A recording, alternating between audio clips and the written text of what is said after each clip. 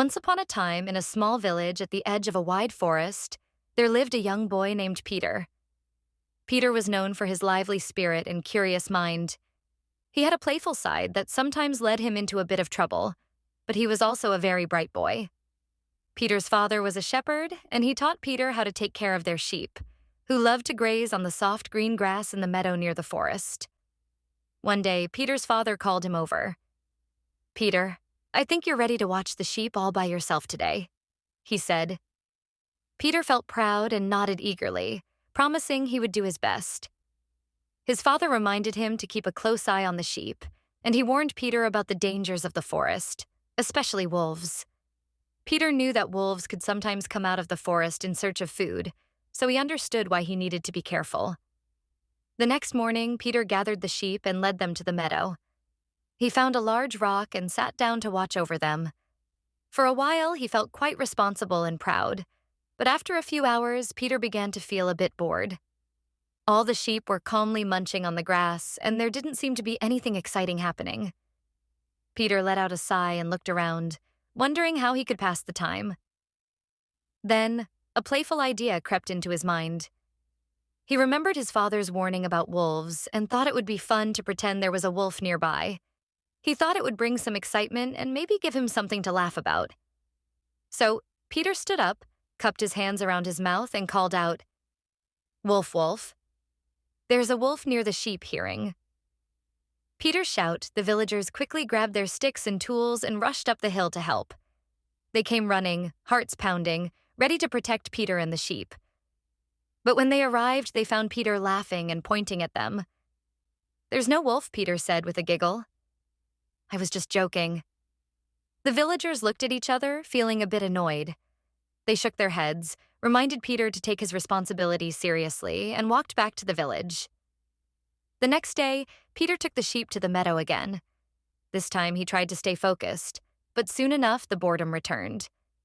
Remembering how funny it was when the villagers came running the day before, Peter decided to call out once again, "Wolf, wolf." "A wolf is coming." Once more, the villagers raced up the hill.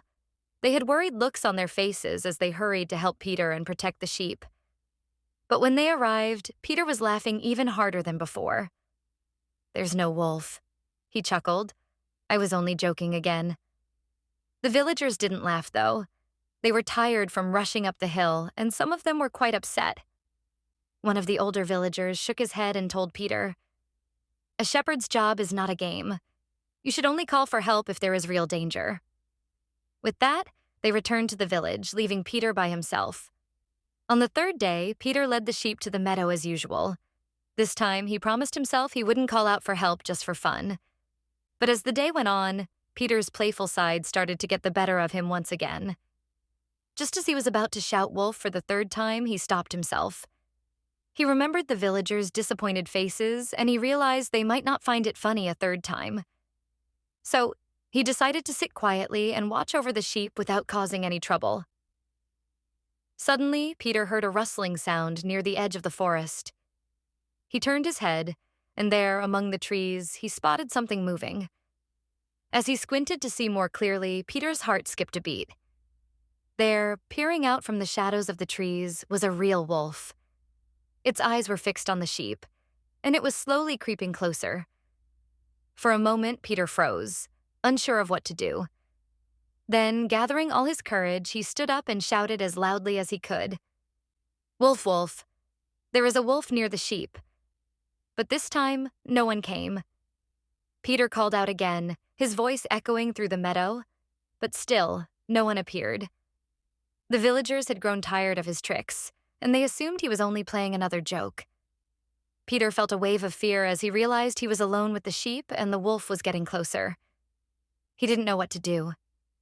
In his mind, he wished he hadn't lied before, and he wished he had listened to the villagers' advice.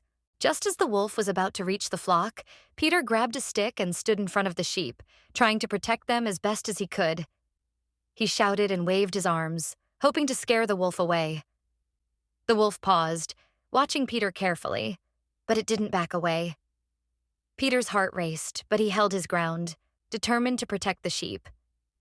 At that very moment, one of the villagers happened to be walking nearby. He heard Peter's shouts and decided to check if something was wrong. When he saw Peter facing the wolf alone, he quickly called for help. Soon, a group of villagers rushed up the hill with sticks and tools, and together they managed to chase the wolf back into the forest. Peter sighed with relief, feeling grateful that the villagers had arrived in time. He looked down, feeling ashamed of the trouble he had caused. One of the villagers placed a gentle hand on Peter's shoulder and said, "Peter, now you see why it's important to be honest. If you play with people's trust, they may not believe you when you truly need help.